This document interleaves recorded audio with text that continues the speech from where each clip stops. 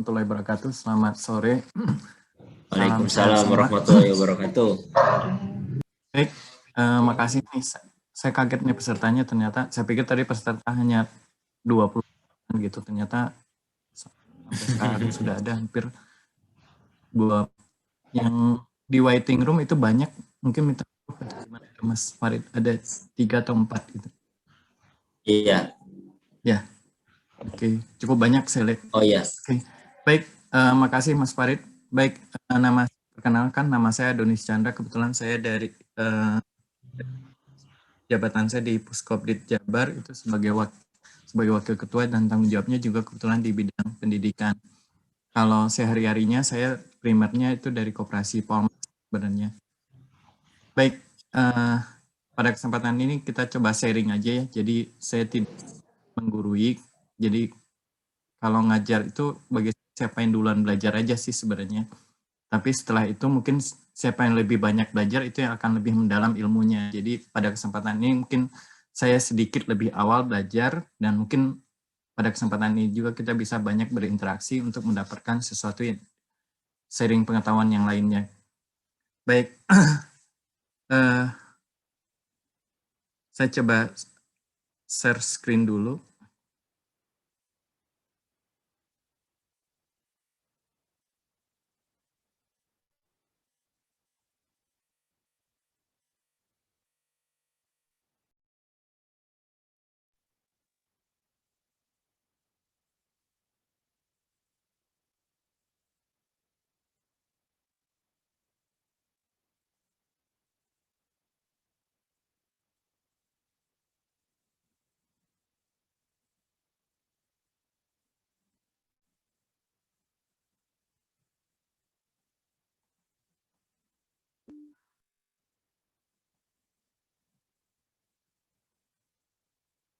Baik,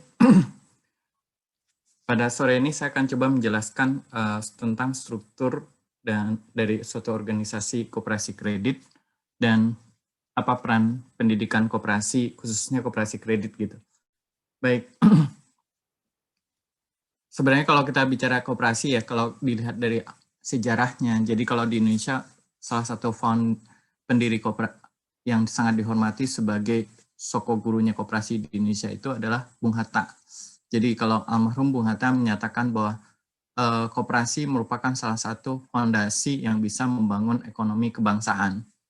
Kenapa dinyatakan seperti itu? Menurut beliau, semangat koperasi itu ada dalam jiwa masyarakat Indonesia. Itu yang paling penting. Jadi semangat koperasi itu ada dalam semangat kebangsaan bangsa kita sendiri. Itu semangatnya adalah semangat gotong royong dan saling, dengan gotong royong itu kita bisa saling membantu satu sama lainnya. Baik.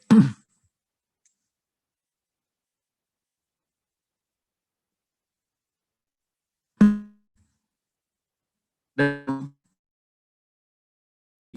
perlu kita membuat suatu sasaran atau yang disebut sebagai target, ya. Baik dalam koperasi itu juga perlu kita buat suatu target apa yang akan kita dapatkan. Tapi kembali lagi, hal yang paling mendasar diingatkan lagi, saya mencoba mengingatkan di sini adalah kalau kita berkooperasi itu bukan berarti kita adalah sesuatu yang sifatnya adalah sangat menguntungkan, enggak. Tapi filosofi kooperasi itu sebenarnya sederhana, dari, oleh, untuk. Jadi dari kita, oleh kita, untuk kita. Jadi semangat kooperasi itu dimulai dari semangat kita untuk saling berbagi satu sama lainnya. Jadi saling menolong dalam suatu organisasi itu sangat dipentingkan. Makanya untuk itu perlu kita agar koperasi itu bisa berjalan untuk jangka waktu yang sangat baik. Ya, jarang orang mendirikan suatu lembaga atau apalagi koperasi, pasti kalau bicara anggaran dasarnya, pasti di situ dinyatakan dalam anggaran dasarnya bahwa umur koperasi itu dibuat dalam waktu yang tidak terbatas. Artinya kita berpikir adalah gimana menjaga kelangsungan koperasi untuk jangka waktu yang tidak terbatas. Untuk itu perlu kita membuat suatu sistem yang baik, ya, sistem yang benar, dan juga diharapkan sistem itu bersih dari hal-hal yang tidak kita harapkan.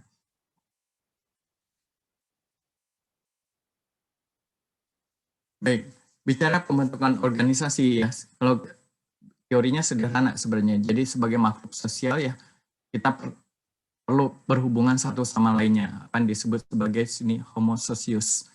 Jadi sudah menjadi suatu hal yang berat manusia, dia perlu interaksi satu sama lainnya. Kita nggak mungkin hidup sendiri, kita perlu hidup bermasyarakat. Nah, dalam berkooperasi inilah hal yang paling mendasar. Jadi beda ya, kalau kita jadi anggota koperasi, kalau kita bandingkan dengan lembaga keuangan lainnya, perbedaannya yang paling dasar ini adalah seperti ini. Jadi kalau kita jadi nasabah di suatu lembaga keuangan, kita nggak akan dididik secara baik.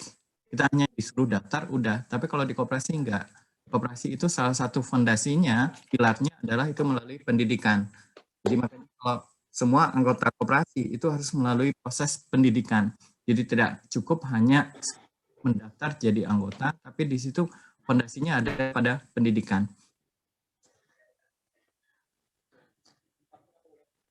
Baik, apa yang disebut organisasi? Ya, secara sederhana kita bisa menyebut sekelompok pegawai disusun secara teratur dan sistematis berdasarkan prinsip-prinsip asas kebenaran yang berlaku dalam umum dan yang dipelajari secara terus-menerus dan punya sasaran dalam satu organisasi.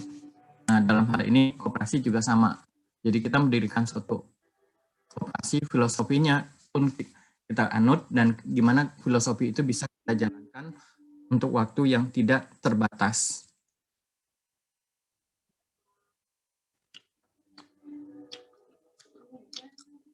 Baik, lihat ya. Jadi lahiriahnya, ya kalau manusia itu 3 hal ini pasti punya. Ya, jadi dalam suatu organisasi ya, pasti organisasi kebajikan, pasti ada sifat kejujuran, pasti ada sifat keadilan, itu ada dalam suatu organisasi. Dalam suatu sumber daya manusia, dalam suatu organisasi kita menyebutnya kita menjadi 4 matrik. Jadi ada 4 golongan. Jadi ada golongan A. Jadi kalau dilihat dari sumbu horizontal, jadi sumbu horizontal itu ada kesediaan untuk berubah. Sumbu vertikalnya adalah kesediaan untuk menerima informasi lebih banyak. Jadi kalau kita lihat matrik yang A itu relatif nih orang yang kesediaannya untuk berubah sedikit dan kesediaannya untuk menerima informasi itu sedikit. Tapi kesediaannya untuk berubah sedikit, tapi untuk menerima informasi dia banyak. Kalau yang D, kesediaannya untuk berubah besar, tapi menerima informasinya sedikit. Yang diharapkan sebenarnya adalah dalam suatu organisasi adalah kesediaan kita untuk berubah lebih besar dan kita bisa mendapatkan lebih banyak informasi. Ini yang diharapkan. Jadi dalam suatu organisasi, 4 matrik ini ya diharapkan berada di yang C-nya, jangan di A-nya. Karena kalau di A sudah jelas kita sulit untuk melakukan suatu perbaikan dalam suatu organisasi. Apalagi dengan tuntutan zaman sekarang, jadi dalam situasi yang seperti ini, ya enggak sesuatu yang tidak terpikirkan setahun yang lalu, ini udah hampir 1 tahun ya, COVID berlangsung di Indonesia, dan kita belum tahu apakah ini sudah menuju suatu tanda akan mengalami penurunan atau belum. Jadi belum bisa ditebak nih. Jadi dilihat bulan Februari ini memang matematiknya itu udah cenderung menurun. Kalau dilihat dari mulai tanggal 15-an itu memang sudah terjadi penurunan. Tapi kita nggak tahu apa jadi di minggu depan. Harapannya sih kalau bisa yaitu terjadi penurunan dan kita bisa kembali normal. Tapi kalau seandainya ini berlangsung lama, nah kita mau tidak mau harus melakukan suatu perubahan dan kita harus dengan informasi yang banyak kita dapatkan itu gimana kita menjalankan sesuatu tetap bisa ada suatu kehidupan yang kita jalankan. Contoh seperti pendidikan pelatihan koperasi sekarang. Kalau dulu pelatihannya kita lakukan secara offline. Jadi kalau pelatihan offline seingat saya itu cukup menyita waktu karena dimulai jam 4 berakhirnya jam 9 malam. Dan itu harus di kantor Puskobdit di Cigadung. Dan itu berlangsung dari hari Rabu sampai hari Minggu.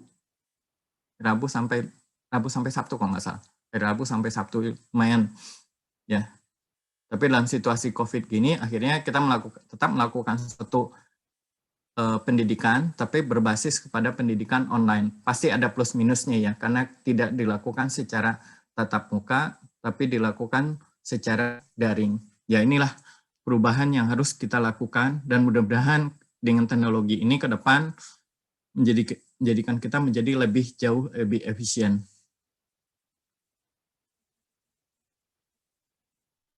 Kita lihat ya.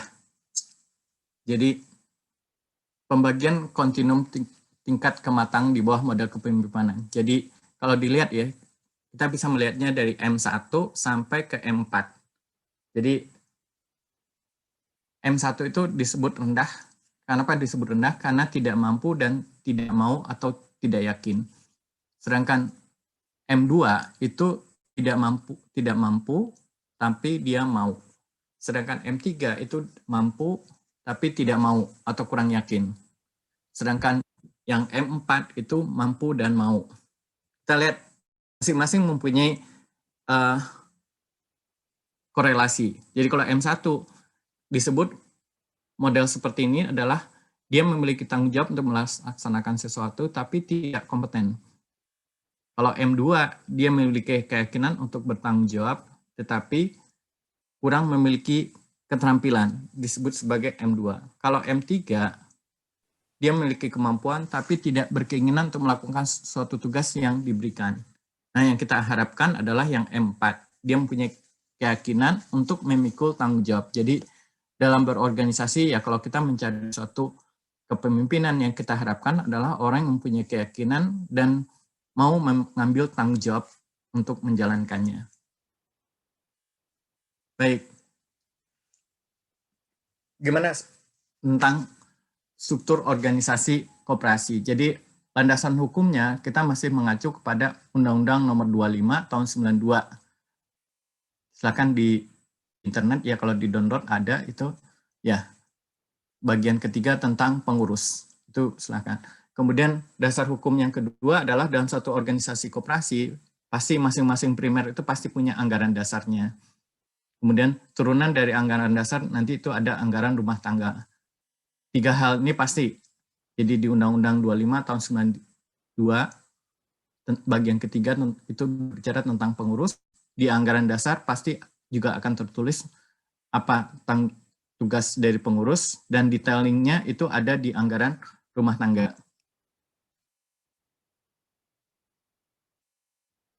Kita lihat ya. Jadi bicara struktur. Jadi struktur dari suatu organisasi koperasi kredit ya. Jadi pemegang kekuasaan tertinggi itu ada di rapat anggota. Jadi rapat anggota merupakan pemegang kekuasaan tertinggi. Ya, di bawahnya ada disebut sebagai pengurus dan pengawas.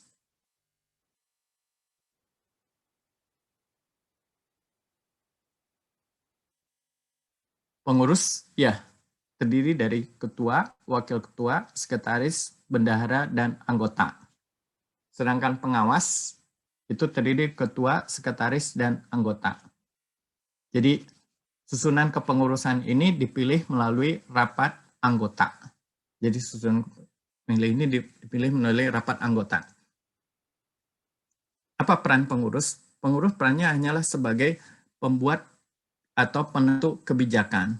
Di bawah pengurus itu ada disebut kalau di Puskopdit kita mempunyai apa yang disebut sebagai manajer, dan saya lihat beberapa primer, banyak primer yang sudah mempunyai, ada yang juga mempunyai manajer. Manajer itu adalah sebagai pelaksana dari kebijakan yang dibuat oleh pengurus.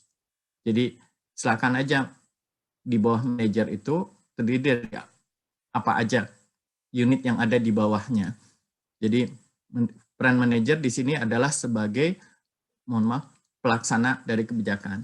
Sedangkan pengawas itu hanya mengawasi kebijakan yang dihasilkan oleh pengurus. Jadi fungsinya hanya sebagai fungsi kontrol, bukan untuk membuat kebijakan. Ini yang perlu kita pelajari secara lebih detailnya.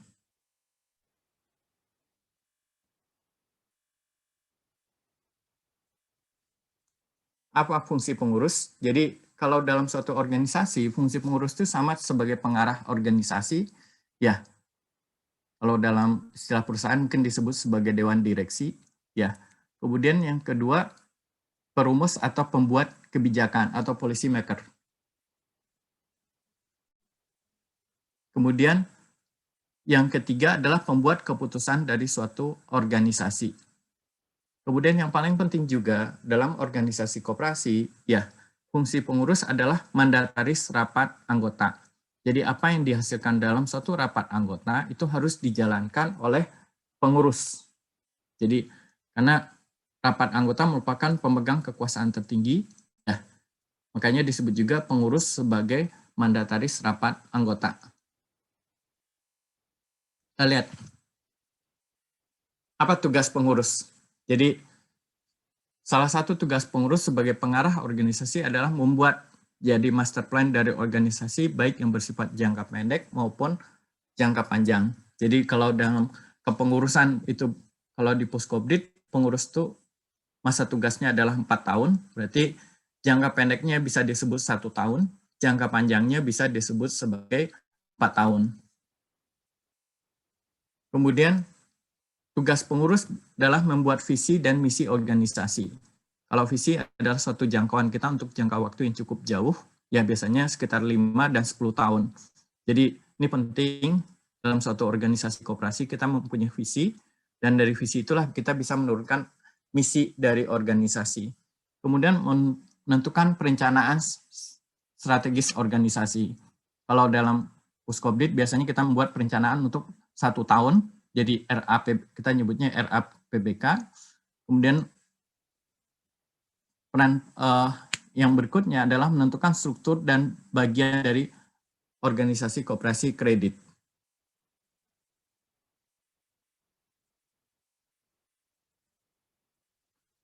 Sebagai pembuat kebijakan, ya, tugasnya apa?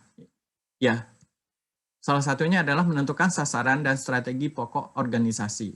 Kemudian menentukan standar operasional prosedur atau standar operasional manajemen (SOM).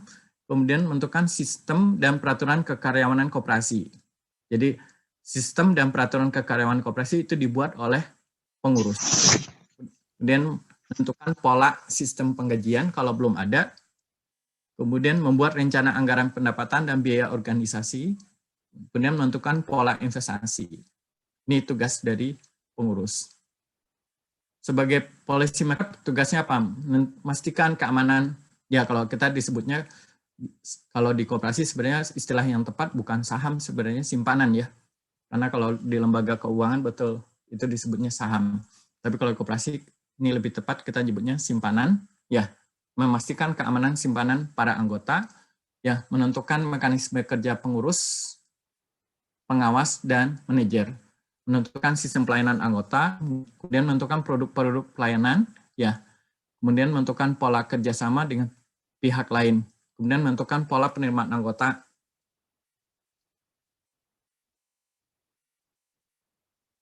Baik, wewenang pengurus. Jadi, yang pertama adalah mempertanggungjawabkan kinerja organisasi, baik kinerja keuangan, kinerja kelembagaan, maupun pola-pola layanan dan kuantitas keanggotaan. Jadi ini harus jadi contoh di sini adalah gimana pertanggungjawaban dari kinerja keuangan itu dipertanggungjawabkan dalam sidang rapat anggota. Begitu juga dengan penerimaan anggota yang menentukan diterima tidaknya keanggotaan itu ditentukan oleh pengurus dan itu harus dilaporkan di dalam rapat anggota. Kemudian menentukan pola-pola kebijakan atau sistem pelayanan, sistem kebijakan yang digunakan oleh pengurus dalam rapat anggota. Kemudian kalau di bawahnya ada manajer, ya, menilai dan mengevaluasi kinerja menilai dan mengevaluasi kinerja dari manajer. Kemudian yang paling ini tugas pengurus, ya, mewakili organisasi di dalam dan di luar pengadilan. Ini yang agak berat nih, yang ketua nih terutama nih. Karena begitu dipanggil oleh pengadilan dalam hal urusan hukum, yang pertama menghadap adalah ketuanya dulu, baru yang lainnya. Kemudian memutuskan penerimaan atau penolakan dan pemberhentian anggota. Kemudian mengangkat dan memberhentikan manajer, ya. Wewenang pengurus itu menyelenggarakan rapat rutin ya. Jadi termasuk rapat gabungan, ya rapat gabungan pengurus dan rapat khusus. Ini adalah wewenang dari pengurus. Kemudian jika terjadi pergantian pengurus, ya wewenang pengurus untuk membentuk panitia pemilihan. Hanya membentuk panitia ya. Gimana panitia itu bekerja, itu harus ada SOM-nya sendiri, Standard Operation Management-nya. Ya, kalau itu sudah ada, atau sudah ada suatu peraturan khusus tersendiri, itu bisa dijalankan seperti itu. Hanya untuk membentuk panitianya. Kemudian mengawasi dan memonitor atau memberikan advice atas pelaksanaan tugas manajer. Kemudian bisa memberikan atau menentukan kontrak prestasi, ya, atau standar prosedur untuk kinerja manajemen operasional. Baik, mungkin sampai sini ada pertanyaan dulu mengenai struktur dan tugas pengurus. Karena di sini banyak ya, ada 40 berapa nih? 40-an berarti. Silahkan kalau ada pertanyaan dulu. Ya, saya lebih cenderung kita banyak diskusi, memberikan ini ya, karena kalau secara teoritik sebenarnya dibaca selesai. Selamat sore Pak, saya Ya, Ibu boleh. Sri. Bu. Ya, yang tadi Pak yang ada tingkat matrik ya, yang M1, M2 itu yang M1 tuh tidak kompeten, M2 tidak tidak terampil gitu. Maksudnya kompeten dan tidak terampil tuh bagaimana maksudnya Pak? Baik, saya coba Bu ya.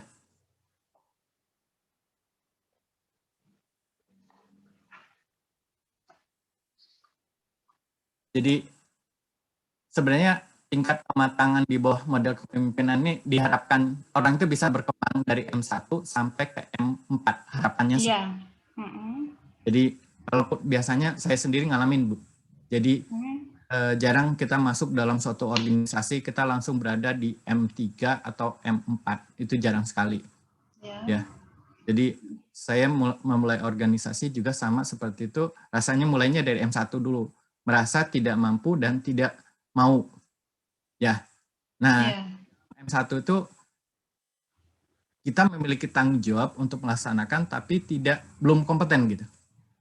Nah, gimana kita bisa memperbaiki dari 1 ke 2. Jadi di situ yang yakinkan adalah kita mau memiliki sesuatu. Jadi memiliki keyakinan, ya walaupun keterampilannya belum kita dapatkan. Itu diharapkan transformasinya seperti itu. Nah, saya yakin dengan model pendidikan koperasi ini dimulai dari pendidikan dasar dulu. Setelah itu ada pendidikan lagi. Kemudian untuk setelah ada disebut pendidikan spesialisasi, itu banyak kategorinya.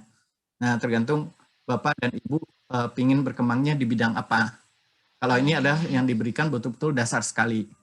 Jadi semuanya diberikan, tapi nanti spesifik ke akuntansi misalkan, itu ya kita bicaranya akuntansi, di situ juga ada akuntansi dasarnya, kemudian ada akuntansi lanjutnya lagi. Nah, di situ ada transformasi yang kita harapkan, jadi ada perpindahan.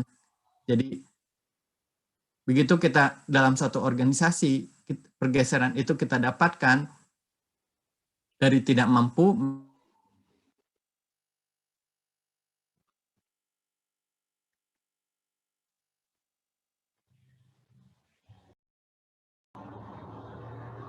kategori yang di akhirnya kita bisa mendapatkan apa yang disebut sebagai M4. M4 itu adalah kita mempunyai keyakinan untuk memikul tanggung jawab.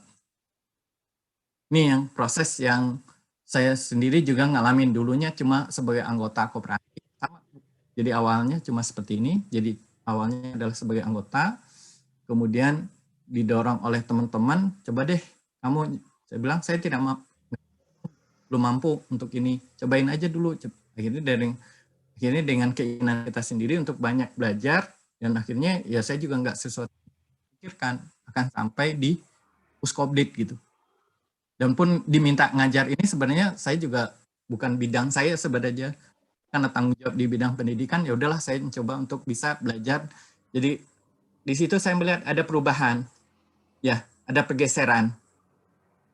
Jadi pertama saya ngajar pelatihan seperti apa, kemudian kedua, ketiga, keempat. Nah, dengan kita selalu melakukan tadi, mau didorong oleh matrik yang ini juga, ya.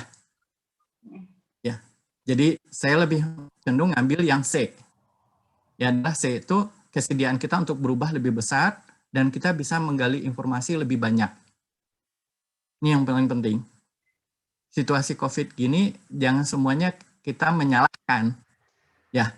Nah, kalau kita melakukan kayak tadi pendidikan itu bukan terpaksa ya, mungkin salah satu model yang bisa kita kembangkan juga ke depannya. Jadi setelah pasca COVID ini dari sisi pendidikan kami akan berpikir dua model bisa kita jalankan. Setengah modelnya adalah daring, setengah lagi adalah modelnya luring. Jadi kombinasi itu bisa kita jalankan. Karena selama ini kita menjalankannya kalau di Puskobdi selalu berpatokan adalah offline. Di offline saya betul-betul ngerasain tuh, kasihan sebenarnya buat teman-teman ya ngikutin pola pendidikan tatap muka mulai jam 4 sampai jam 9 malam. Ya, kasihan juga yang ini yang dari luar, kalau yang luar kota, tadi saya lihat ada yang dari Purwakarta segala macam, itu nggak ada pilihan kayaknya harus nginep gitu. Kalau yang di Bandung ya kebayang juga yang rumahnya di Cimahi atau ini pulang dari Cigadung ke Cimahi butuh waktu berapa lama.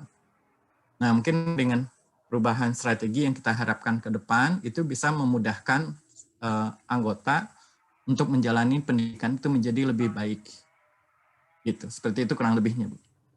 Ya, terima kasih, Pak. Ya. Ada lagi pertanyaan, silakan.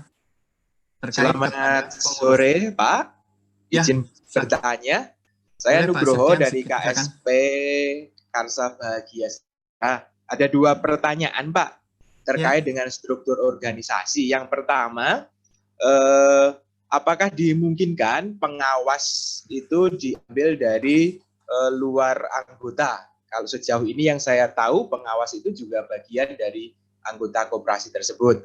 Apakah dimungkinkan ataukah memang idealnya seperti apa? Apakah bisa pengawas itu diambil dari luar anggota koperasi?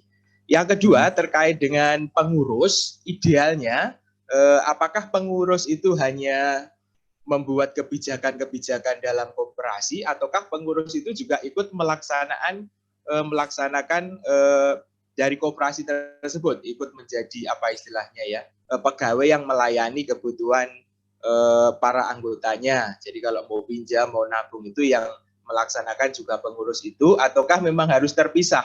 Karena memang pada faktanya juga tidak semua koperasi besar, Pak ya. Mungkin juga kalau masih koperasi masih belum besar, mungkin ketika harus merekrut pegawai untuk melaksanakan roda kegiatan juga tidak mudah juga gitu. Jadi mohon sharing dari Bapak, atau mungkin kalau memang ada ketentuan dan sebagainya mohon untuk di-sharekan kepada kami. Begitu Pak, terima kasih. Baik, makasih Mas Septian. Oke, saya coba jawab ya. Sebenarnya kalau bagian pengawas nanti ada lebih detail tuh sama Mas Farid nanti ya. Tapi saya coba jawab dulu ya. Mutlak itu pengawas harus dari anggota. Ya, ketentuan undang-undangnya juga seperti itu. Tidak mungkin jadi yang bukan anggota koperasi ikut menguasai koperasi, nggak bisa. Ya, tuh. Kemudian yang kedua, memang ini dilema koperasi yang belum punya manajer. Ya, atau kalau belum punya manajer, tapi juga staf ke bawahnya sedikit. Itu dilema buat koperasi. Buat koperasi yang sudah punya manajer, pembatasan ini menurut saya sudah jadi harga mutlak. Jadi pengurus hanya sebagai pembuat kebijakan. Karena begitu pengurus pembuat kebijakan dan dia juga yang menjalankan, pasti di situ sulit ya. Dalam satu badan, 2 baju yang berbeda. Jadi fairness-nya sulit. Dia yang membuat, dia juga yang menjalankan. Kemudian siapa yang kontrol? Apalagi kalau sisi pengawasannya tidak berjalan dengan baik. Makanya di situ kekhawatirannya. Makanya tugasnya hanya membuat kebijakan. Seperti kami di Puskobdi juga sama. Jadi kami hanya membuat kebijakan, yang menjalankannya adalah manajemen ke bawahnya. Jadi mohon maaf. Jadi fungsi pengurus betul-betul hanya untuk membuat kebijakan. Nah, untuk koperasi-koperasi yang masih merangkap ini, saya berharapnya solusinya hanya solusi temporary. Ya, sementara. Kalau itu terjadi ya. Kalau itu terjadi artinya transformasi ya mau tidak mau harus ada antara pengurus itu fungsinya hanya pembuat kebijakan, ke bawahnya ada yang menjalankan. Itu adalah manajemennya, dikepalai oleh manajer dan di bawahnya ada unit-unit atau staf yang akan menjalankan kebijakan tersebut. Jadi kita enak meminta pertanggungjawaban dari manajemennya saja dan mengevaluasi. Itu seperti itu jawabannya. Jadi menurut saya yang paling ideal itu adalah yang pertama tadi. Tapi banyak memang ya. Jadi koperasi terutama yang belum mempunyai manajer itu ikut menjalankan, pengurusnya ikut menjalankan. Dan di situ pasti konflik interest akan muncul. Sulit untuk dihindari. Baik, ada lagi pertanyaan? Ada di kolom chat, Pak. Ada yang... Oh iya, boleh.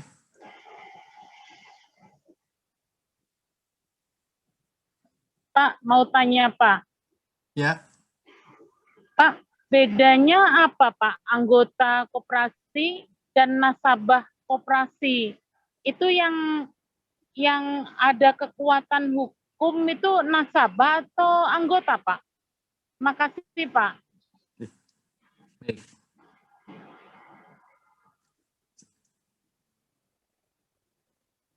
Mas Fahri di kolom chat nggak ada, Mas? Nggak ada? Nggak ada. Ada Baik, saya coba apabila- jawab dulu ya pertanyaan. Besok yang itu dulu. Jadi kalau di koperasi kita nggak ada istilahnya nasabah, Bu. Kita istilahnya ada anggota. Nah, ini yang saya coba bahas sedikit, tapi saya sebut aja koperasi. Sebenarnya ada suatu lembaga yang menyebut mereka sebagai koperasi. Ya kan? Tapi prinsip-prinsip dasarnya itu tidak menjalankan prinsip-prinsip koperasi. Jadi contoh yang paling sederhana, jadi kalau kita sudah diterima keanggotaan sebagai anggota suatu koperasi, ya melalui suatu surat pemberitahuan resmi dari pengurus sudah diterima, kita punya kewajiban sebagai anggota koperasi, bukan sebagai nasabah ya. Kewajiban kita sebagai anggota koperasi. Jadi kewajiban kita sebagai anggota koperasi itu adalah ada yang disebut kita harus bayar simpanan pokok.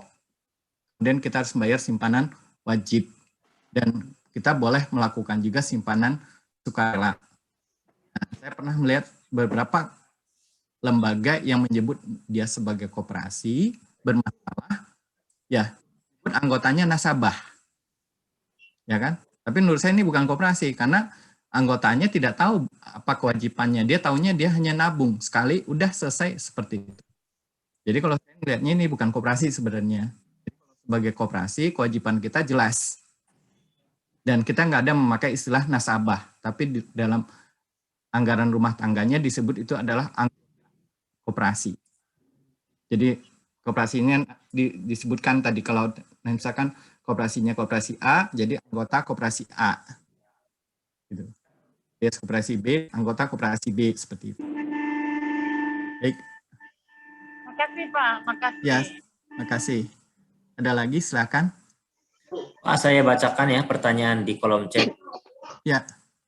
Ini apabila secara struktur belum ada manajer, apakah fungsinya bisa digantikan oleh pengurus? Itu pertanyaannya. Baik. Oke, ada pertanyaan. Gimana kalau kita lihat ya?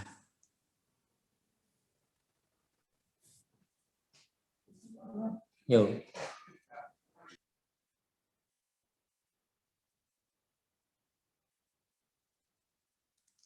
Jadi kalau dalam struktur yang idealnya kan seperti ini. Jadi di bawah pengurus itu ada manajer, ya. Kemudian di bawahnya ada anggota, anggota dari manajemennya atau staff-staffnya seperti itu.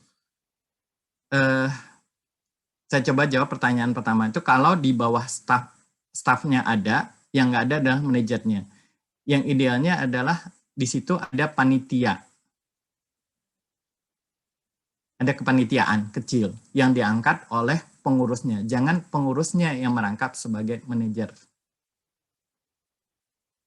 Jadi kalau dalam hal kredit, di situ ada panitia kreditnya. Itu boleh silahkan dibentuk seperti itu. Jadi jangan orang yang sama yang menjalankan. Kenapa kalau orang yang sama yang menjalankan, itu hal tadi, konflik interest itu akan muncul lagi. Itu yang dihindari sebenarnya. Oke, akan lebih baik kita membentuk, kalau menurut saya adalah adanya kebentuk ini manajer, ya pembentukan manajer ini diharapkan itu bisa dari dalam dan bisa dari luar. Idealnya kalau bagusnya dari dalam. Tapi kalau mau insert dari luar juga silahkan, kalau itu memang bisa dipertanggungjawabkan dengan baik. Kita mendapatkan orang yang memenuhi kualifikasi dan itu bisa, ini silahkan. Tapi akan lebih bagus kalau itu tumbuh dari dalam sendiri. Memang dilema buat yang awal-awal ya. Tapi kalau itu sudah berjalan, menurut saya sih menjadi lebih, itu aja dulu jawabannya. Oke, ada lagi? Saya Pak mau bertanya. Boleh Bu? Saya Ibu Sisil Pak dari KSP Karsa Bahagia. Ada beberapa pertanyaan sebenarnya. Yang pertama tadi tentang pengurus dan manajer tadi sudah terjawab Pak perbedaannya. Kemudian pertanyaan saya selanjutnya, sebenarnya kapan sih Pak suatu koperasi itu diharuskan ada manajer? Jadi maksudnya idealnya dalam posisi seperti apa koperasi itu harus ada manajer. Kemudian manajer itu dipilih oleh siapa, ataukah oleh rapat RAT itu, atau ada khusus gitu untuk rekrutan itu.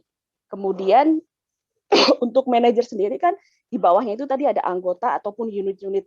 Nah, kalau unit-unitnya itu apa saja Pak? Apakah emang di situ ada misalnya ada sekretaris atau ada bendahara, kemudian ada yang untuk bagian kredit segala macam. Seperti itu Pak pertanyaannya. Terima kasih. Baik. Jadi kalau koperasinya sudah established, pasti ini nggak ada masalah ya. Kalau koperasinya baru, jadi wewenang ini sepenuhnya ada di pengurus. Wewenang ini ada di pengurus. Jadi makanya pelajari betul dengan baik di di undang-undangnya dan juga di anggaran dasar dan anggaran rumah tangga yang ada di masing-masing primernya. Itu tertuliskan dengan baik nggak? Jadi keputusan untuk mengangkat manajer itu murni itu wewenang dari pengurus. Keputusan untuk mengangkat pengurus itu ada di rapat anggota. Jadi yang bisa dibawa ke rapat anggota hanya murni untuk hal kepengurusan itu adalah pengurus dan pengawas. Kalau operasional ini sepenuhnya adalah kewenangan ada di manajernya. Hanya kalau untuk yang koperasi-koperasi yang baru, mungkin di situ diperlukan transisi. Ya, transisi gimana kita bisa mendapatkan seorang manajer atau calon manajer dengan baik.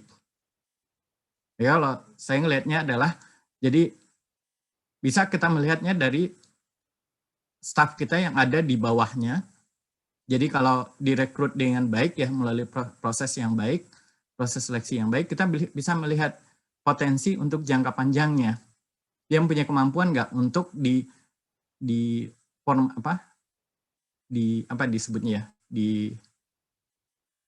dinaikin karirnya menjadi ke level yang lebih tinggi. Katakanlah kalau dalam suatu organisasi koperasi jelas kalau seorang staf berkarir, posisi karir yang paling tingginya adalah sebagai manajer. Itu kita bisa melihat dari awalnya. Ada nggak ruang itu buat dia? Atau dia punya potensi untuk itu nggak? Jadi saran saya dari sekarang, kalau untuk rekrutmen ini menjadi sering koperasi sulit untuk mengangkat manajer, karena rata-rata koperasi itu kalau diperhatikan banyak berangkat dari, sudah harusnya kita meninggalkan dari rasa persaudaraan jadi rasa profesional. Ini karena banyak dari kekeluargaan ya, kalau udah urusannya kekeluargaan ya udah sulit jadinya. Tapi kalau urusannya profesional kita bisa melihatnya lebih jauh. Seperti di Puskobdit kemarin kami juga untuk pertama kalinya itu. Jadi Pak Ahmad itu sebagai manajer cukup lama. Tapi tapi kan tetap di situ ada waktu. Akhirnya kita kemarin memberanikan diri untuk mengambil suatu keputusan bahwa harus kita lakukan regenerasi manajer. Nah, gimana proses itu bisa berjalan dengan baik? Itu yang perlu kita yakinkan ke stakeholder lainnya. Artinya ke primer-primer lainnya sebagai pemegang kekuasaan di Puskopdiknya. Oke, pertanyaan tambahnya apa, Bu? Tadi? Kayaknya ini sih Pak, dari manajer itu kan ada manajer. Nah, di bawahnya tadi kan disebutkan anggota, kemudian apa atau unit-unit. Maksudnya unit-unit itu apa aja tuh Pak bagiannya? Itu sih Pak. Oke. Kalau baik. Kalau koperasinya adalah koperasi kredit, ya contoh di Puskopdit misalkan ya. Jadi kalau di Puskopdit atau di koperasi kredit lainnya, misalkan di situ ada unit untuk administrasinya, misalkan, atau unit akuntingnya, kemudian ada unit untuk khusus kreditnya juga tersendiri. Jadi dipisahkan. Jadi unit akunting itu adalah khusus untuk pengelolaan akuntansinya. Kalau kredit adalah yang melakukan proses kreditnya. Kemudian di sini juga misalkan di situ ada unit pendidikan untuk anggotanya. Silahkan di sini juga ada unit. Dan di sini juga ada unit untuk IT-nya. Nah, masing-masing itu ada kepala unitnya. Seperti itu kurang lebih.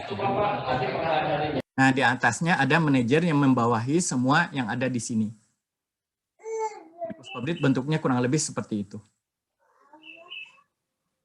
Oke. Ya, terima kasih Pak. Baik. Ada pertanyaan lagi? Silahkan.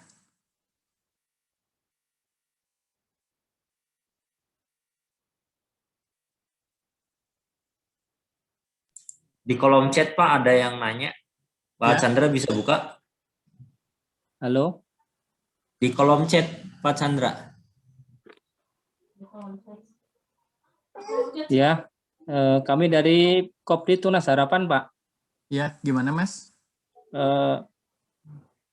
Untuk pemilihan manajer itu oleh pengurus.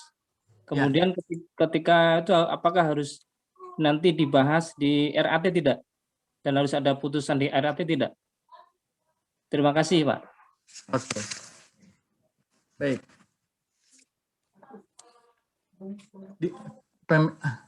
Kewenangan untuk mengangkat manajer itu sepenuhnya ada di pengurus. Itu silahkan dilaporkan dalam rapat anggota. Jadi struktur organisasinya silahkan dilaporkan dalam rapat anggota. Tapi kewenangan itu murni sepenuhnya ada di pengurus. Seperti itu bentuknya. Jadi tidak perlu meminta persetujuan asal memang di anggaran dasarnya sudah tersebut dengan baik. Jadi poin kuncinya sebenarnya ada di anggaran dasar dan anggaran rumah tangga dari masing-masing koperasinya. Menurut saya tidak harus, jangan sampai pengangkatan manajer itu harus mendapat persetujuan rapat anggota. Itu hindari betul. Ya. Ya, oke Pak. Itu sebenarnya karena undang-undang tidak mensyaratkan seperti itu. Kalau pemilihan pengurus dan pengawas itu harus mendapat persetujuan clear. Ya. Ya. Oke, jawab? Ya, oke Pak. Memang tapi untuk manajer itu tidak ada batas waktu, Pak ya? Ada, Pak. Tetap. Ada. Jadi silakan aja nanti jadi turunan dari anggaran rumah tangga, anggaran dasar di anggaran rumah tangga, silakan disebutkan masa jabatan manajer itu berapa lama. Misalkan 5 tahun. Ya kan, setelah 5 tahun dia dapat dipilih kembali. Seperti itu. Silakan aja dibuat aturan-aturan yang sesuai dengan masing-masing organisasinya. Ya. Oke, Pak. Terima Dinamika kasih, Pak. organisasi juga harus tumbuh dengan baik di dalam suatu organisasi. Ya, kan tidak harus pergantian manajer itu tidak harus nunggu manajernya pensiun baru diganti. Tidak harus seperti itu juga sih sebenarnya. Jadi baiknya ada perputaran dalam organisasi yang dinamis juga ke depannya. Jadi kalau saya nyarankan di situ ada pembatasan itu lebih baik. Ya, itu akan lebih baik buat koperasinya ke depannya. Oke. Jadi jawabannya ada di anggaran turunan dari anggaran dasar itu di anggaran rumah tangganya. Di anggaran rumah tangga silahkan dibuatkan lebih detailnya lagi aturan mainnya seperti apa. Ya kalau ternyata tidak disebutkan, ya memungkinkan dia menjadi manajer untuk jangka waktu yang sangat lama. Kalau itu tidak disebutkan ya. Iya. Kalau di Puskobdit Jabar kita menyebutkan, jadi seperti pengurus saja, maksimal ada 2 kali. Setelah 2 kali dia harus berhenti dulu. Nah setelah berhenti baru boleh masuk lagi. Itu yang tertulis seperti itu kurang lebihnya. Oke, baik. Ada pertanyaan lagi? Saya nggak dapat kolom chatnya, nggak ngerti nih Pak. Oh, nggak dapet ya? Nggak ada di kolom chatnya di saya. Nggak ngerti saya juga. Selamat sore, Pak. Itu pada lagi, Pak. Boleh? Saya dari Koperasi Alexandra, Pak. Ya, gimana Pak? Silakan Pak. Saya dengan Heri mau nanyain, Pak, untuk sampai berapa anggota atau berapa nilai uang yang membutuhkan sebagai manajer, Pak? Begitu yang pertama ya, Pak ya. Yang kedua, siapa yang harus diawasi oleh pengawas? Pengurus atau manajer, Pak?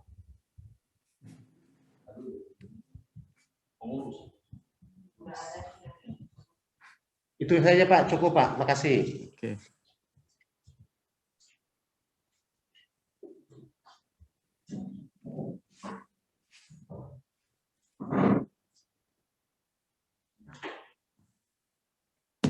Baik. Ini pertanyaan yang pertama nih, nilai batas nilainya Pak ya. Kita pakai manajer itu seperti apa kurang lebihnya Pak ya? Ya betul Pak.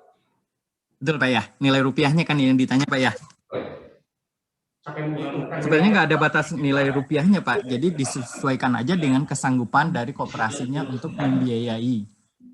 Ya, jadi dalam menyusun RAPBK-nya, rencana anggaran pendapatan belanjanya memungkinkan Kak kita untuk menghargai, untuk membentuk seorang manajer gitu Pak. Ya, betul. Ya, silahkan dinilai plus minusnya dari pendapatan dan belanjanya. Seperti itu sebenarnya. Karena pasti kalau bicara ada manajer, pasti ada konsekuensi biaya. Tapi kita tidak berbicara semata-mata konsekuensi biaya saja, tapi ada manfaat.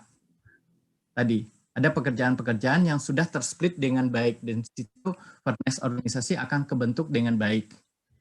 Nah, itu yang paling penting sebenarnya ada di situ. Jadi pendelegasian tanggung jawab untuk menjalankan pengurusan itu. Jadi yang menjalankan keputusan itu ini adalah manajer gitu. Jadi bukan pengurusnya. Kalau saya lihat rata-rata yang ngurus koperasi itu ditambah adalah orang-orang yang waktunya adalah waktu sisa gitu. Bayangkan Pak, kalau kita dengan waktu sisa, terus kita nggak punya manajer gitu. Itu yang saya alamin juga waktu di primer saya. Karena saya kebetulan ASN, koperasinya ngantor di kantor juga gitu. Kan? Nah kita setelah jam kantor baru ngurus koperasi gitu. Kebayang pelayanan anggota seperti apa? Akhirnya kita, ya keberuntungan buat kami bisa berkompromi dengan induknya. Kebetulan aja itu. Gimana kalau induknya nggak mau berkompromi? Tidak mau kita rapat setelah pulang kantor Pak. Pulang kantor baru kami rapat. Itu waktu sisa betul tuh. Nah gimana kita bisa melayani anggota dengan baik? Itu jadi persoalan tersendiri yang kami hadapin di awal-awalnya seperti itu. Akhirnya kita membentuk suatu panitiaan kecil dulu yang orang yang betul-betul independen untuk bisa menjalankan itu. Akhirnya diangkatlah beberapa staf baru untuk bisa menjalankan beberapa fungsi yang kami coba disposisikan. Solusi sementaranya waktu itu seperti itu. Baik, kemudian kalau manajer yang ininya adalah pengurus. Jadi kalau kembali ke struktur tadi, pengawas betul-betul adalah mengawasi kebijakan yang diambil oleh pengurus. Termasuk di dalamnya adalah manajer. Tapi dalam pengertian ini, pengawas tidak bisa intervensi ke manajer sebenarnya. Pengawas bisanya adalah meminta ke pengurus. Karena pertanggungjawaban manajer itu ada pada pengurus. Seperti itu jawabannya Pak. Satu lagi Pak. Ya.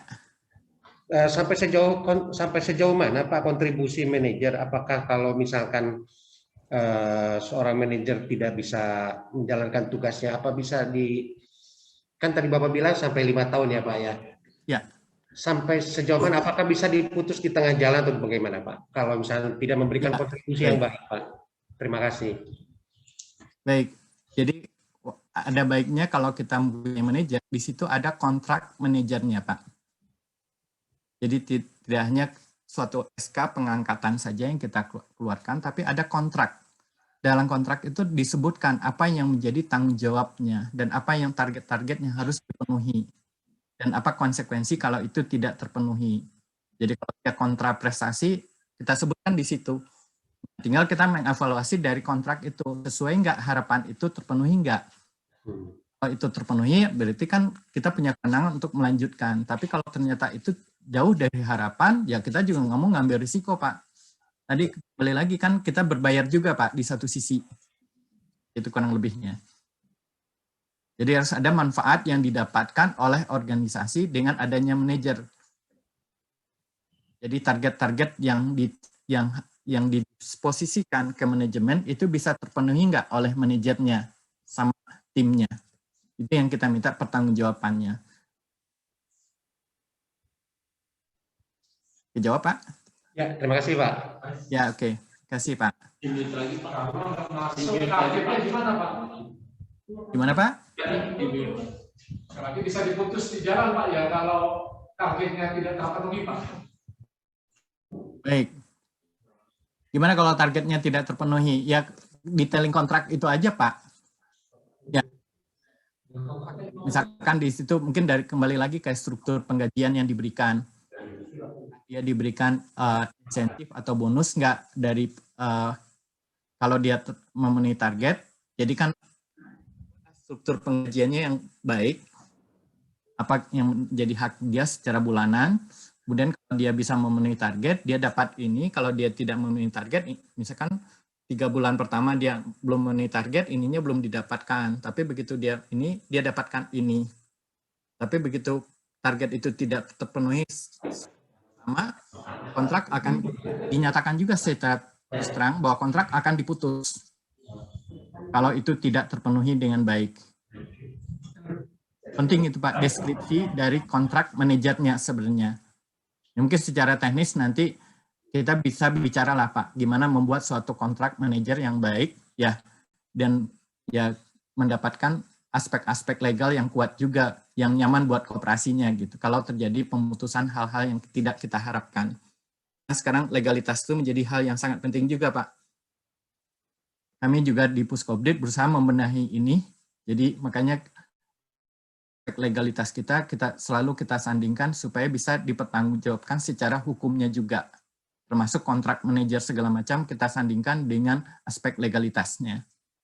Gitu kurang lebihnya, Pak.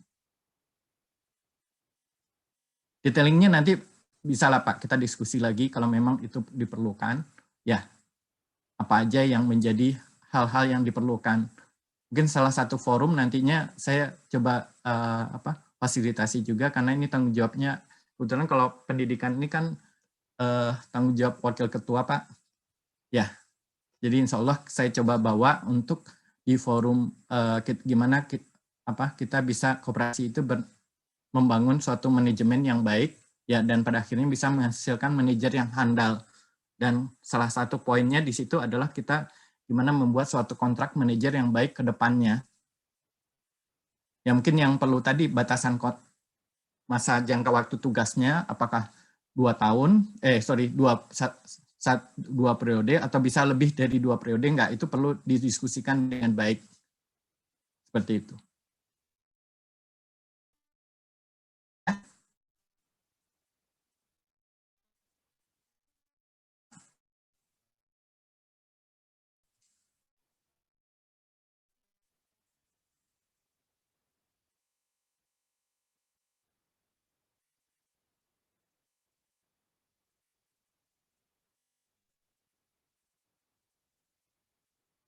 Baik, saya lanjut dulu, Pak, ya. Baik, kita bicara pilar koperasi. Jadi pilar koperasi itu ada 4, ya, ada yang nyebut 5. Saya menyebutkan hanya 4. Yang pertama adalah pendidikan, yang kedua swadaya, yang ketiga solidaritas, yang keempat inovasi. Nah, inilah perbedaan koperasi dengan lembaga keuangan lainnya. Jadi kalau di koperasi, salah satu pilar itu adalah pendidikan. Ini sangat penting ya. Jadi supaya kita betul-betul paham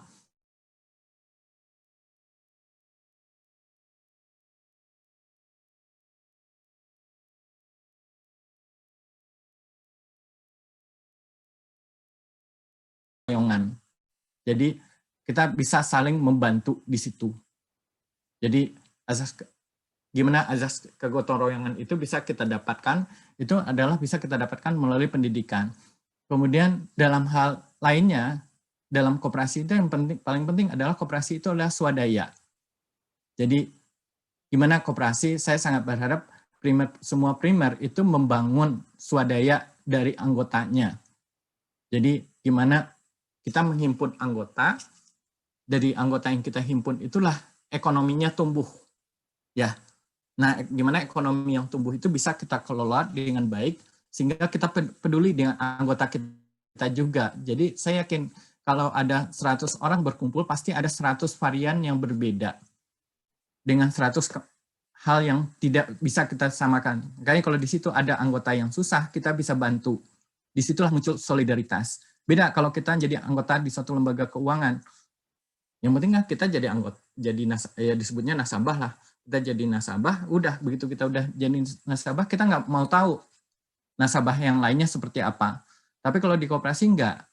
Jadi penting gitu. Jadi solidaritas itu adalah kalau ada orang susah, kita harus bantu. Apalagi dalam situasi pandemi seperti ini.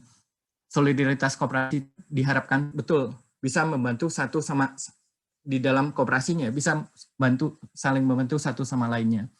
Kemudian pilar yang paling penting juga yang keempat adalah ini mau tidak mau dunia sudah berubah, ya.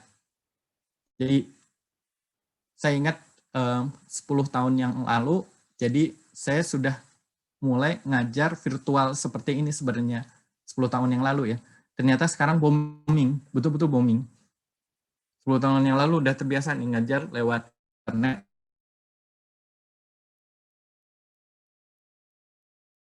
Bandung. Jadi itu selalu ngajarnya hari Sabtu, hari Jumat, dan Sabtu.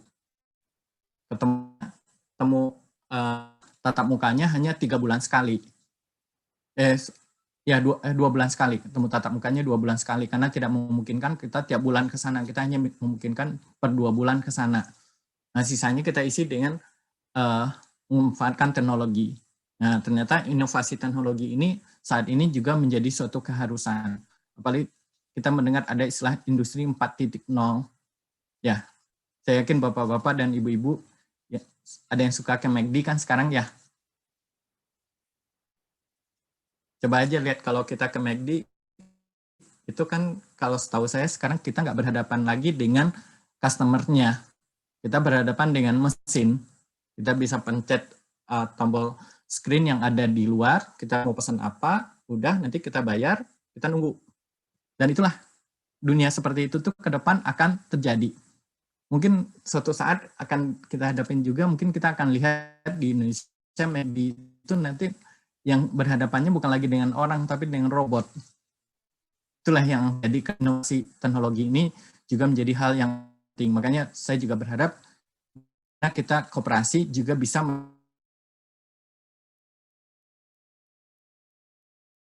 di sisi keuangannya, ya maupun sisi informasi yang lainnya. Jadi kalau solidaritas tadi, itu bisa cepat informasinya kalau kita memanfaatkan teknologi. Kalau kita tidak memanfaatkan teknologi, sulit. Katakanlah suatu koperasi anggotanya ada sekian ratus, gimana bisa memonitor anggotanya dengan baik. Nah, dengan adanya teknologi itu memungkinkan kita.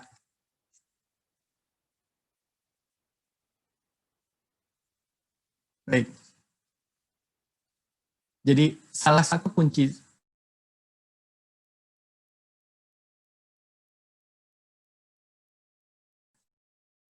yang ada di Puskop di Jabar, walaupun bentuk yang diberikan masih ada batasan-batasannya, tapi minimal itu merupakan fondasi dasar.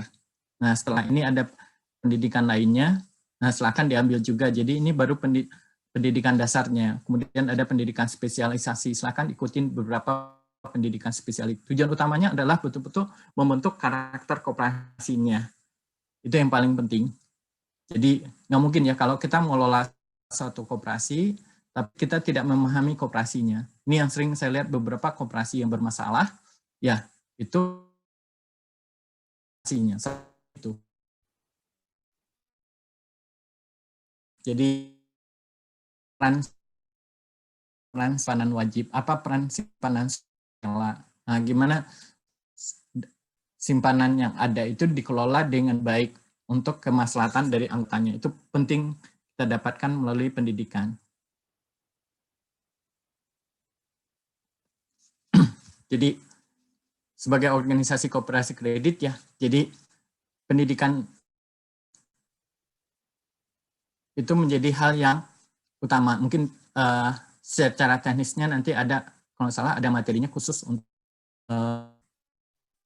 teknis untuk koperasi kreditnya. Itu nanti juga akan diberikan.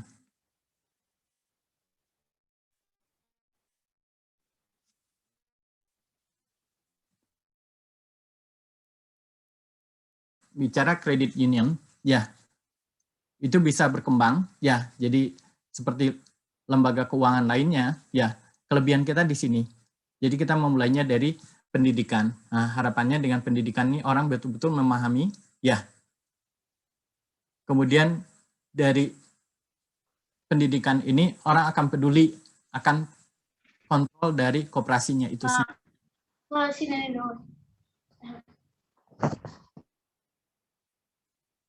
Baik. Apa yang diharapkan dari pendidikan? Jadi kita mengharapkan dua-duanya ya, attitude dan gratitude. Jadi mengikuti aspek apa aja. Jadi dari pendidikan itu kita berharap ada penambahan pengetahuan dan dia juga berharap kan tadi ada penambahan dari sisi keterampilan dan juga dari pendidikan itu kita berharap adalah peningkatan dari aptitude kita sendiri. Itu yang diharapkan. Ini sering yang kalau kita lihat, mohon maaf, kalau kita lihat tetangga kita yang di Singapura aja, ya, saya yakin kalau yang pernah ke sana, ya, mau buang sampah aja mikir kan. Begitu kita udah mendarat di sana, mau buang sampah aja pasti akan berusaha nyari tempat sampah. Tapi begitu kita balik ke Indonesia, pertanyaan muncul. Ya kita bangunlah. Jadi ada hal-hal yang betul-betul berharap dari perilaku ya. Betul-betul saya termotivasi gimana meniru sesuatu yang baik ya bisa kita terapkan ke depan. Jadi hal yang paling simpel saya juga pernah ditegur. Yang paling sederhana aja. Jadi beda kebiasaan ya. Jadi kalau di luar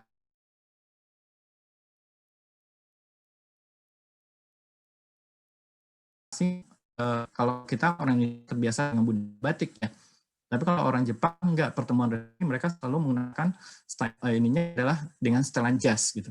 Jadi baju putih pakai jas, sepatu ini seperti itu. Nah pernah di suatu pertemuan saya tidak ini, tapi pakai batik, ya kan? Pernah ditanya kenapa pakai batik, terus saya jawab ya karena saya dari Indonesia, saya pengen memperkenalkan budayanya. Akhirnya mereka menerima dengan penjelasan seperti itu. Sebenarnya saya bawa jas sih waktu itu, tapi saya coba pakai batik kan. Ternyata dipertanyakan oleh mereka, karena pertemuannya pertemuan resmi. Ya itulah, kita berharap pendidikan itu juga bisa perbaiki banyak hal. Baik, nah ini sedikit berbeda, hanya komparasi ya, komparasi terbatas saja. Jadi apa perbedaan koperasi kredit dan lembaga keuangan lainnya. Jadi kalau kita lihat koperasi kredit pemiliknya siapa? Atau anggota. Kalau lembaga keuangan pemiliknya siapa? Jelas bukan nasabah ya. Pemiliknya tetap owner. Kan kita hanya sebagai nasabah, tapi bukan memiliki. Jadi kalau kita nyimpan di suatu lembaga keuangan, ya kita hanya sebatas bisa nyimpan seperti itu aja. Keputusan apa yang dihasilkan dalam suatu lembaga keuangan itu tetap dilakukan oleh pemiliknya. Tapi kalau koperasi enggak. Jadi kalau koperasi kredit atau koperasi yang menentukan itu adalah rapat anggotanya. Jadi kalau Bapak Ibu ikut rapat anggota, disitulah kesempatan kita untuk memberikan aspirasi kita. Terus kalau mau dikomparasi, boleh silakan. Totali biaya kredit koperasi dengan lembaga keuangan. Saya pernah lakukan kajian, ternyata kalau di koperasi kredit itu hanya 0,4% deh, kurang lebih dari nilai kredit, biaya kreditnya. Kalau lembaga keuangan itu bisa 5-7% dari nilai kredit. Terus kalau bicara keuntungan koperasi jelas buat anggota. Kalau lembaga keuangan, keuntungannya buat pemilik. Ini orang yang sering lupa kalau urusannya udah ini. Makanya kita bangunlah suatu koperasi.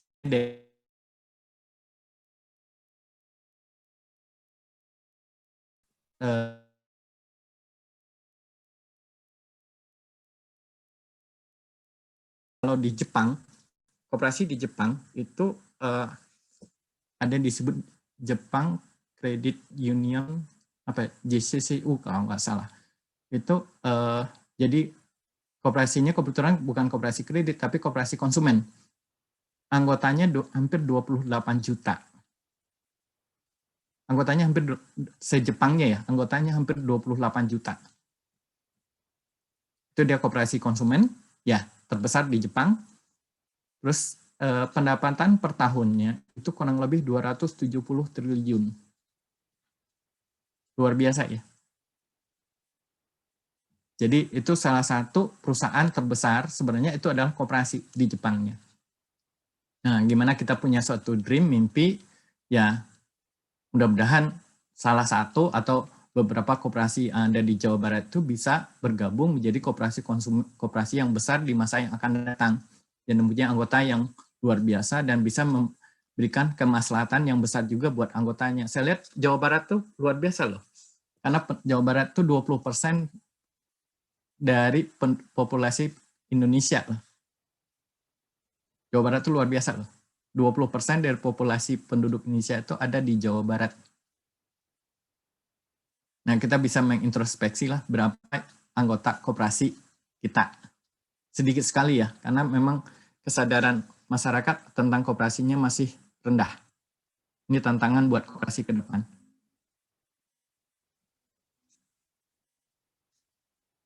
Hambatan dalam mengembangkan publik, ya ini masalah jelas pelepasan uang ya, penghasilan yang pas-pasan, kemudian ketidakmampuan, kemudian sikap mementingkan diri sendiri, ya, kemudian saling tidak percaya, ya, menjadi hambatan, ya. Ya, kalau saya menyarankan ya, kalau kita sudah menjadi anggota satu koperasi, ya udah, totali kita percaya. Ya, totali kita percaya, ya gimana kepercayaan itu bisa tumbuh, ya kita ikut membangun lembaganya.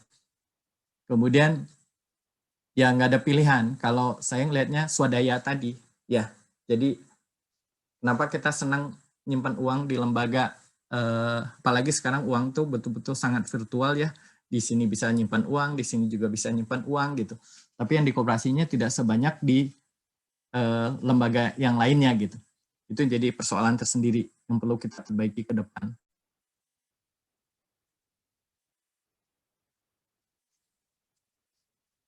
Jadi gimana membuat koperasi menjadi lebih, koperasi kredit ya, menjadi lebih profesional di masa yang akan terlambat ya.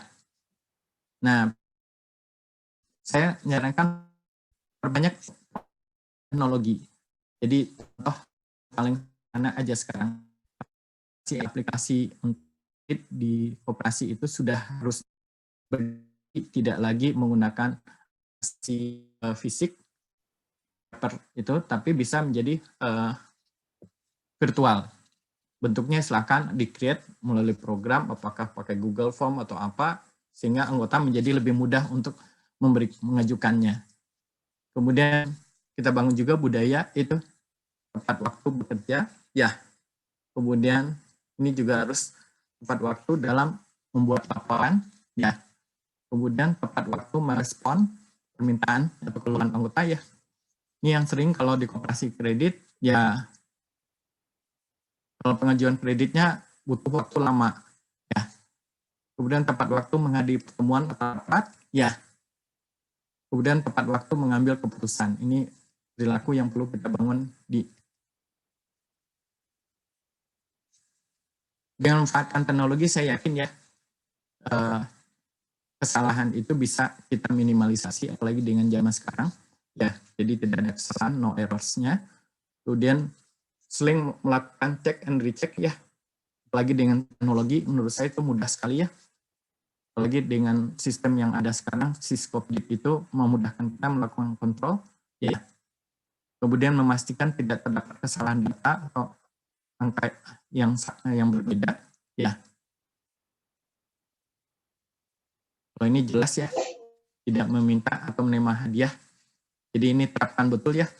Jadi sudah tidak zamannya lagi lah. Kalau saya berharapnya, ya kalau di tempat parkir aja selalu ditulis di belakang bajunya itu no tipping gitu. Jadi tidak menerima hadiah atau imbalan gitu. Saya pernah nyoba, akhirnya saya sendiri yang malu karena Pak terima kasih Pak mau ngasih, menurut saya sesuatu yang wajar gitu. Dia tidak keberatan untuk menerima, itu saya sangat respect gitu. Karena di tempat parkir gitu. Tidak menerima hadiah imbalan dengan kedinasan ini, ya, menghindari peluang yang dapat menimbulkan, ini betul-betul nih kalau anggota kredit ya, menghindari peluang yang menimbulkan kesempatan, ya. Oke. Baik, sampai sini ada pertanyaan mengenai pendidikan, kurang lebih seperti itu garis besarnya. Silahkan, kita masih ada waktu untuk diskusi.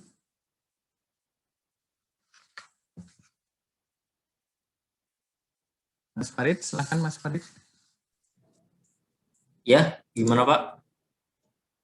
Kalau materinya udah saya sampaikan semua itu slide-nya. Kalau ada pertanyaan, kita masih punya banyak waktu. Silakan kita diskusi mengenai pengurus dan juga pendidikan koperasi. Baik, Bapak Ibu sekalian, teman-teman sekalian, ini untuk materi terkait dengan struktur dan panitia pendidikan sudah disampaikan oleh Pak Ahmad. Dari teman-teman barangkali ada yang ingin didiskusikan, mangga silakan. Tinggal diaktifkan mikrofonnya, bisa disampaikan. Ya, Pak. Untuk pendidikan, mangga. Untuk pendidikan anggota itu kita minimal berapa kali Pak pertemuan untuk pemahaman untuk anggota yang baru terutama. Ya. Udah itu aja, Pak? Ya, itu juga, Pak. Oke, mangga Pak Chandra. Nah, ini harusnya Mas Farid yang jawabnya.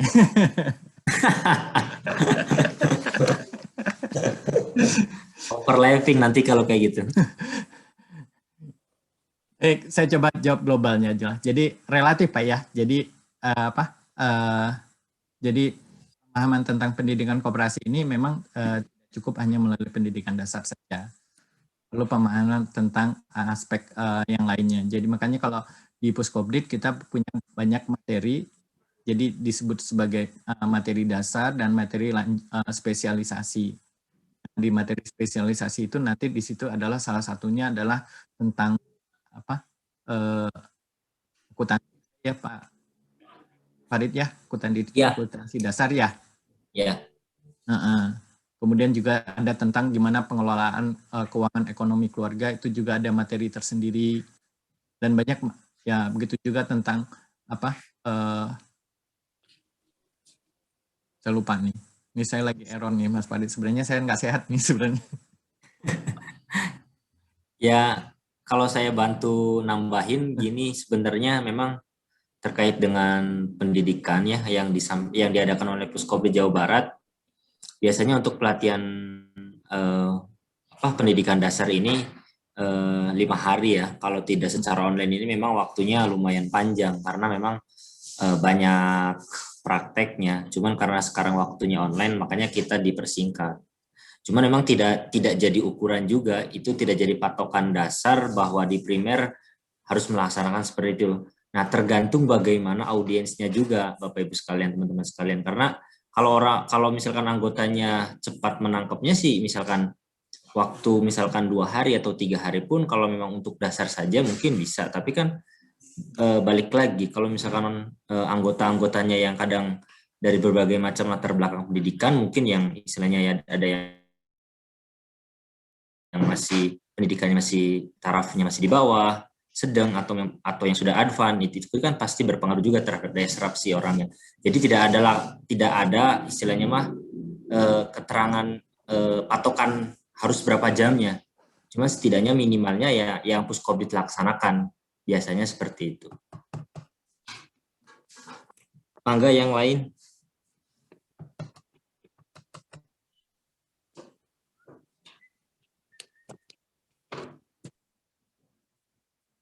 Masih ada? Silakan kalau ada pertanyaan terkait ininya. Saya coba untuk bertanya, Pak. Boleh Pak Heri, silakan Pak Heri. Pak Heri, mangga. Ini terkait dengan struktur organisasi, Pak ya. Struktur yang tadi yang dijelaskan oleh Pak Chandra itu memang secara idealnya seperti itu, Pak ya. Ini kalau struktur yang memang masih ada kekurangan, misalnya ada batas maksimal secara asetnya nggak Pak? Kalau secara koperasi itu bisa strukturnya ideal seperti itu. Ada batas maksimal aset nggak Pak? Atau karena udah terbentuk koperasi aja baru bisa menjalankan dengan struktur ideal seperti itu. Gimana Pak? Baik, Pak Heri. Jadi kan ini kayak pengurus, ketua, wakil ketua, sampai ada manajer, terus pengawas, ketua, sekretaris, sampai anggota. Nah, secara ideal kan seperti itu Pak ya. Nah, koperasi ini ada batas maksimal ada batas minimalnya nggak Pak secara aset untuk kepengurusan koperasi secara ideal seperti ini Pak? Itu Pak. Baik, kalau saya coba ngelihatnya adalah apa yang tertulis di undang-undang ya. Jadi kalau di undang-undang itu disebutkan pengurus itu terdiri dari 5. Jadi itu adalah ketua, wakil ketua, sekretaris, bendahara, anggota. Tapi sempat juga saya melihat ya ada beberapa yang koperasi yang dulunya itu tidak menjalankan seperti ini. Jadi pengurusnya itu hanya ada 3. Jadi cuma ada ketua, wakil ketua, sekretaris. Itu ada juga. Tapi menurut saya dari sisi koperasinya itu tidak berjalan dengan baik pasti itu. Karena ada peran di situ adalah yang harus dipisahkan sebenarnya adalah peran untuk bendahara dan anggota dari bendahara sendiri. Itu sebenarnya yang ini. Jadi kalau kita ngacu ke undang-undang, ya jadi pengurus itu terdiri dari ketua, wakil ketua, sekretaris, bendahara, dan anggota. Saya coba tunjukin ininya ya. Baik, sebentar ya Pak, saya cari ininya.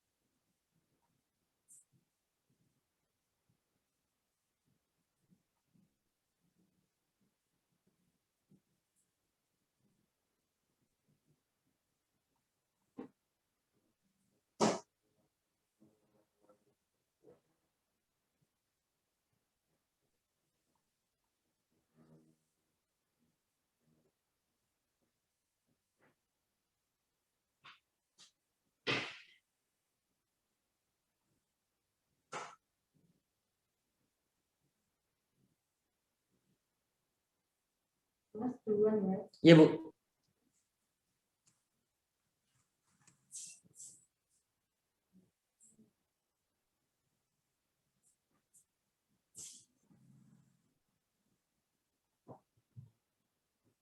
Kelihatan Pak?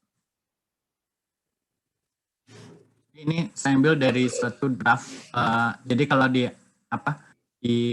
anggaran dasar dari suatu koperasi, jadi yang sesuai ya. Jadi pengurus terdiri sekurang-kurangnya 5 orang, ya sekurang-kurangnya, dan sebanyak-banyaknya 9 orang, dan jumlahnya harus ganjil.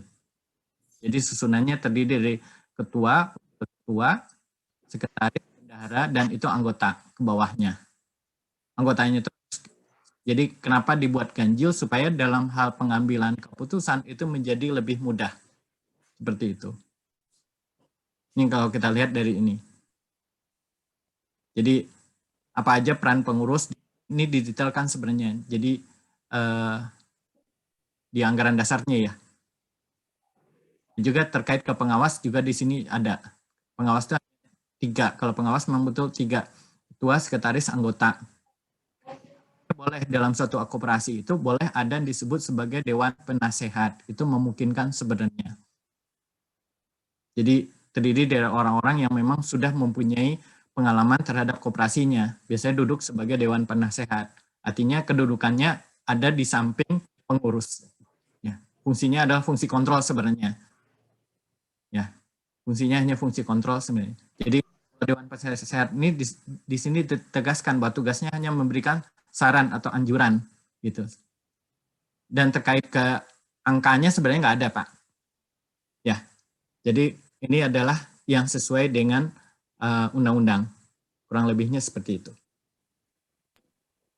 Oke, Pak. Terima kasih penjelasannya, Pak. Ya, makasih Pak Heri, sama-sama. Silakan kalau masih ada yang lain. Masih ada.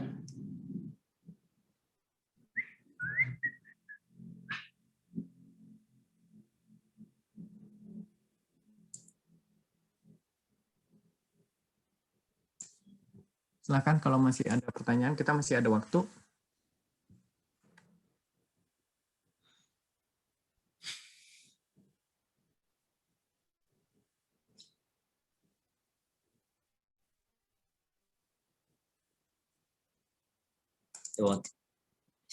Ada chat nggak, Pak Mas Farid?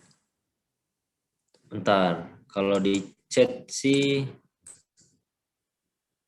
di chat, oh ini ada nih satu Pak.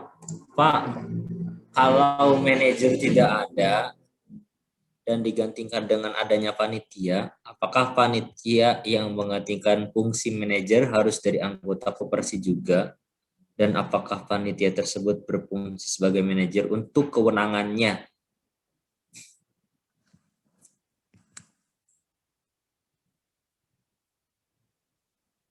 Itu paling pertanyaan yang ada di chat. Baik, saya coba jawab ya.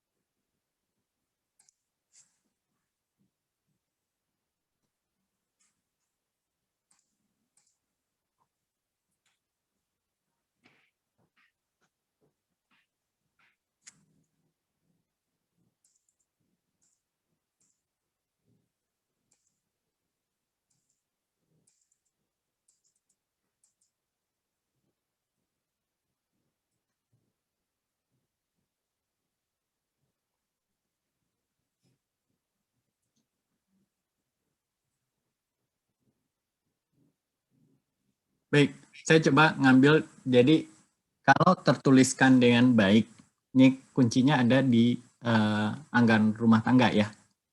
Jadi di anggaran rumah tangga. Jadi kalau di sini disebutkan uraian tugas pengurus. Pengurus itu berhak membentuk bagian kredit ya. Nah, bagian kredit itu terdiri dari ketua bagiannya, kemudian sekretaris ya. Jadi ini yang menjalankan fungsi-fungsinya. Ini jelas orang yang berbeda ya. Jadi kalau hal seperti ini boleh silakan dijalankan, dan ini diambil dari anggota. Ya.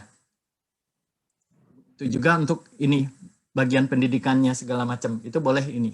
Kalau memang hal itu tidak didapatkan dari fungsi manajemen. Itu boleh. Kembali lagi, syaratnya tertuliskan dengan baik di anggaran rumah tangganya. Poinnya ada di situ. Tertuliskan nggak dengan baik di anggaran rumah tangganya. Maka kalau kita mendirikan suatu organisasi, perlu kita pikirkan perangkat-perangkat hukumnya. Jadi mulai dari anggaran dasar, kemudian anggaran rumah tangga, ya, kemudian turunannya peraturan khusus, kemudian dan SOM maupun SOP-nya. Itu perlu kita bangun dengan baik. Nah, saya yakin dengan hal seperti itu kita bisa menjalankan suatu organisasi koperasi karena memang masalah koperasi kredit itu yang kritikalnya itu ada di panitia kredit sebenarnya, bagian kredit sebenarnya. Kalau udah urusan kredit itu banyak hal yang tidak kita harapkan. Pasti mungkin terjadi mismanagement dalam hal pengelolaan kreditnya. Orang layak dikasih kredit misalkan hanya 1 juta misalkan, memberinya 2 juta gitu. Salah analisa kredit. Nah, begitu salah analisa kredit, konsekuensinya mahal buat kitanya. Ya, akan terjadi kelalaian dalam hal pengembalian pinjaman, hal seperti itu. Oke. Ada lagi Mas Farid? Belum, nggak ada Pak. Gimana nih? Sudah yang lain sudah tidak ada? Pak Chandra sudah mungkin lagi kurang enak badannya Pak ya? Kalau boleh selesai lebih awal, saya berterima kasih nih, karena sebenarnya kondisi saya sebenarnya kurang sehat nih. Saya membatalkan karena Sabtu Minggu kemarin saya betul-betul bed rest saja sih sebenarnya. Ini masih mudah-mudahan tidak ada sesuatu yang saya harapkan terjadi gitu. Hanya memang karena kelelahan aja sih. Ya. Makanya tadi kalau ditanya siap ngajar, saya jawab aja siap gitu. Mudah-mudahan ini bisa normal lagi seperti itu. Oke. Kalau nggak ada, saya pikir dari saya cukup sekian dulu. Mohon maaf kalau ada salah kata dan ada yang tidak berkenan. Mudah-mudahan semuanya sehat. Ya, kita bisa ketemu lagi di materi lainnya pada kesempatan yang berbeda. Yang bisa saya sampaikan, makasih atas waktunya. Ya, saya tutup dengan mengucapkan selamat sore. Assalamualaikum warahmatullahi wabarakatuh. Waalaikumsalam warahmatullahi wabarakatuh. Terima kasih. Sama-sama, makasih Pak. Ya. Sehat kembali ya Pak. Ya, makasih. Cepat sehat ya Pak. Terima kasih Pak, sehat selalu Pak Chandra. Terima kasih. Terima kasih Bu. Ya, baik teman-teman sekalian, Bapak Ibu sekalian, ini kan waktu masih ada. Nah, kita manfaatkan mungkin buat istirahat terlebih dahulu. Cuma nanti kita masuk 6:30 on time ya, karena ini waktu istirahatnya lumayan panjang. Jadi silakan manfaatin buat istirahat. Nanti 6:30 kita masuk lagi dengan Pak Ahmad yang akan menyampaikan materi terkait dengan ekonomi rumah tangga. Baik, itu saja mungkin untuk sekarang kita break terlebih dahulu, lebih cepat. Nggak masalah karena memang kondisi Pak Chandra kurang baik. Saya pending terlebih dahulu. Mangga yang mau live, mau stay juga silakan. Ya, mangga silakan istirahat. Terima kasih Pak. Terima kasih Pak. Ya, kita masuk lagi on time. Ya Pak. Oke, yo.